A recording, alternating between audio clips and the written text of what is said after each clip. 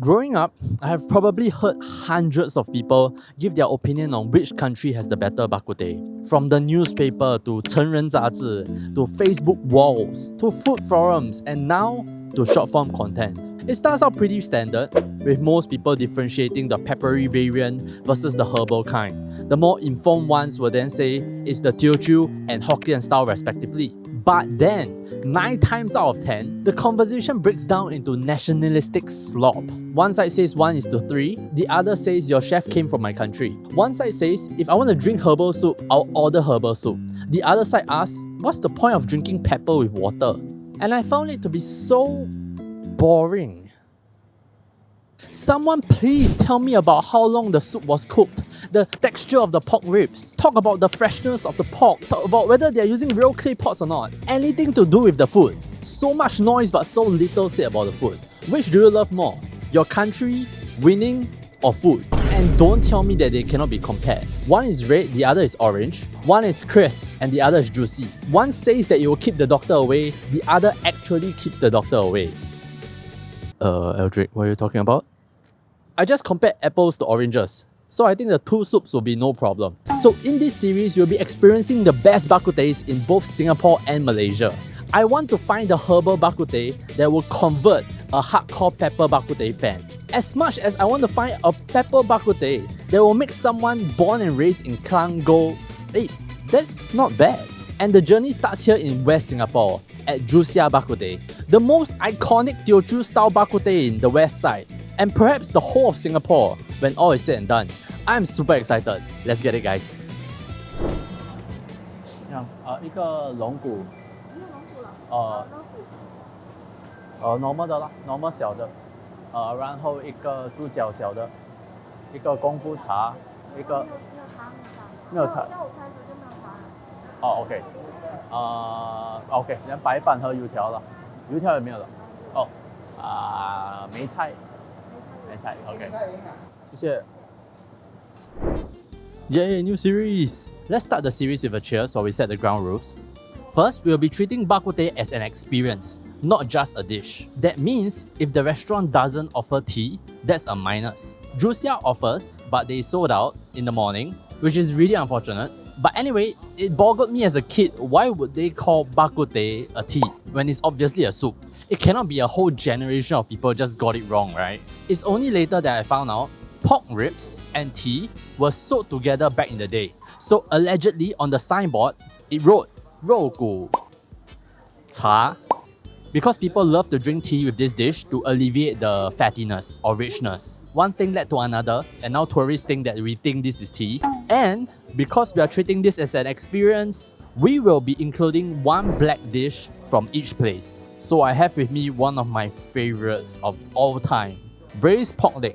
Ooh, a lot of oil with the braise. That means this is braised with the pork itself and not just a separate braise that they use to just drench the meat in. The fat has actually rendered down and joined the braise. And it's so tender. Okay, I'm so excited.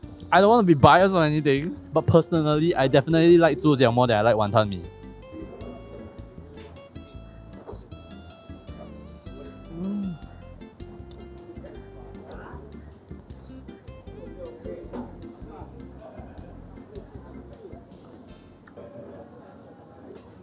I'm going to enjoy this series so much, by the way.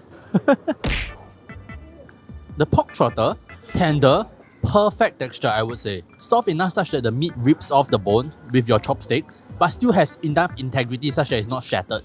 I really like how it's seasoned. I feel like the saltiness, at least today, is on the money. And very importantly, even if you take out a very thick slab of fats, it's not smelly, which gives me confidence that this is fresh pork. I might be wrong.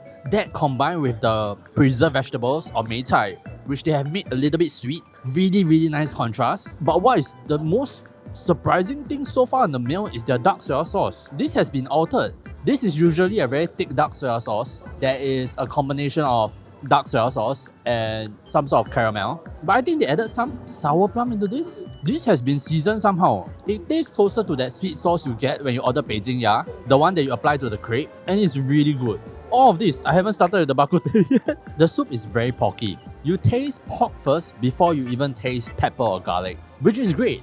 I think this is the common denominator. This should be what we are comparing across Bak Kut Tehs. Whether you dress it up with herbs, right, or pepper and garlic, right, it is still a bone broth. The porkiness needs to shine through, and I feel it did here. Another thing that impressed me is that I really want to guess that this is fresh pork. The pork ribs in the soup, I'm not sure if it's because it took on some seasoning, it's sweet. There is that natural sweetness of the meat and the tenderness. This one, I will have to leave it to y'all. Some of y'all like really tender, fall off the bone Bak Kut Teh, but I don't really like it. I kind of like to be in the middle ground. You bite it off the bone, but it's still tender. In fact, one of the annoying things about cooking Bak Kut Teh is that the bak kut cannot be in the soup start to finish. It takes about 1.5 to 2 hours for bak kut to be too tender, such that the meat starts peeling off the bone in the soup, whereas it takes longer than that for the soup to develop meaty flavors. So what you do at home is that you have soup bones, chicken feet to start the dish, and then the bak kut joins later.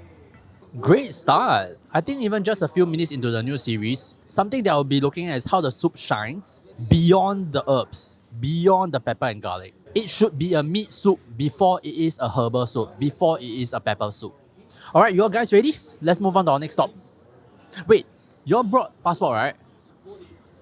I didn't tell you. There will be no overseas arc this series because for every episode, we are traveling to and fro the two countries to have the Bak Kut Tehs back to back. We are going to find the best Bak Kut Teh the Eldrick way. It's a brand new season, baby! So we are now here in Pinang, the food paradise of Malaysia, at Laosang Tong肉骨茶, and we will be having our first herbal Hokkien style Bak Kut Teh, as well as our first dry Bak Kut Teh. I'm super excited for this. Let's get it, guys. We are now in Pinang. I'm just getting off the Grab just now. Once you open the door, you smell the place. The Bak Kut Teh they have here is a bit different. You can choose the parts that you want. They offer intestine, meatballs, enoki, a whole range. I went with everything. And this is a 2-person's portion. The soup is significantly more viscous than the other. Okay, before this turns cold, let's just get into it. Oh.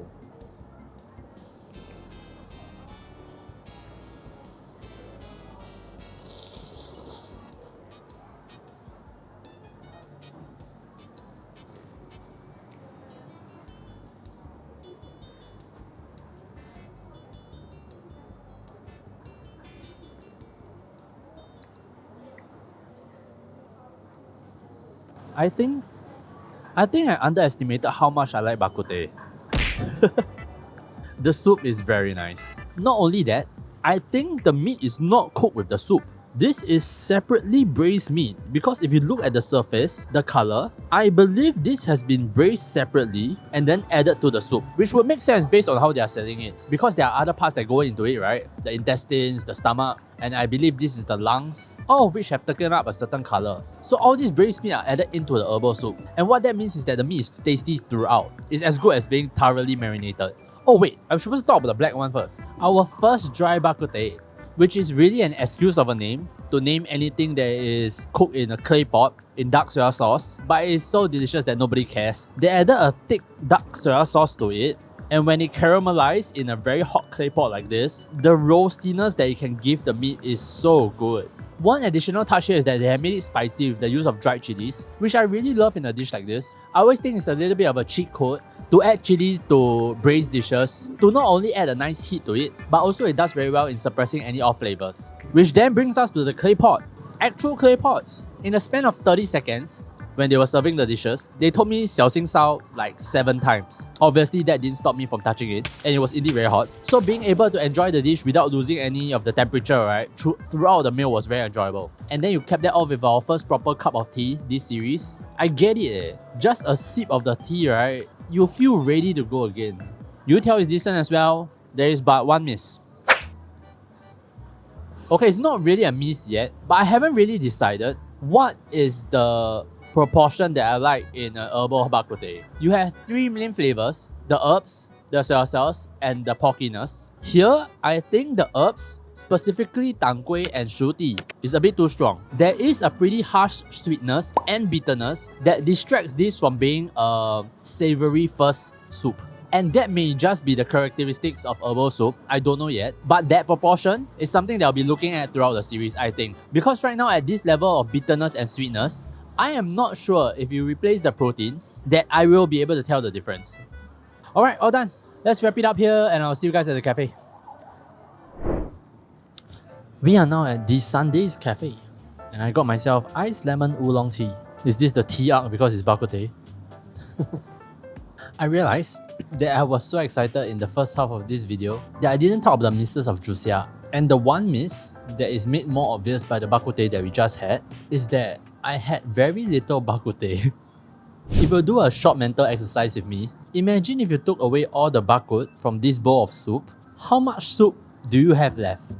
And I did verify their refill soup policy. 你好，请问一下你们加汤怎么算的？没有，可以免费加汤。自己来是吗？自己来。OK， 好，谢谢。But if you're eating alone, you cannot get soup yourself. Why is that? Any eat aloners here? No, it's not because your things will get stolen. It's because they are birds. So I might have had 8 tablespoons worth of soup. Maybe. There is a lack of consideration for the diner as compared to Laosan Tong, which we just came from. They asked me whether I want to refill soups like 6 times.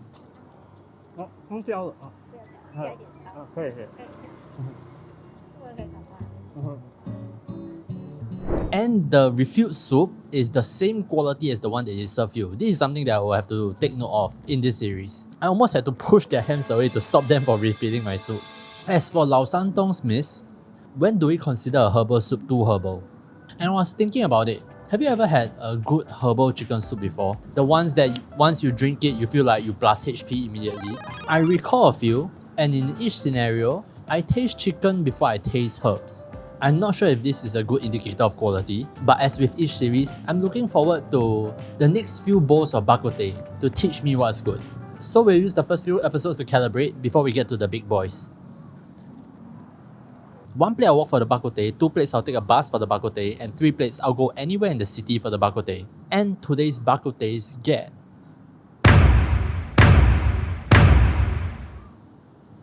2-2.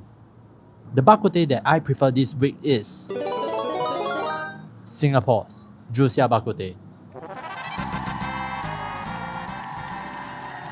While I did say that we are treating Bak Kut Teh as an experience, the dish itself, Bak Kut Teh, takes a good 60% of the experience. I will give 30% to the black dish and 10% for the peripherals like youtiao or tea. And in the Bak Kut Teh aspect, I taste the most porkiness from Siah Bak Kut Teh. Having the meatiness in the soup is more satisfying than having any herbs and spices or seasoning. I mean, that's the idea, right? 肉骨. What else do you want from 肉骨? So yeah, episode 1 goes to Singapore. Thank you all so much for your recommendations. They have been really helpful. You might notice that we are only having 1 place per region this time. So that's why I said your recommendations are very, very important. If I misrepresent a region in this series, I'm gonna say it's all your fault. So if you have any Bak Kut Teh recommendations, please let me know. Especially the Malaysia side. Singapore side, I think we are pretty set.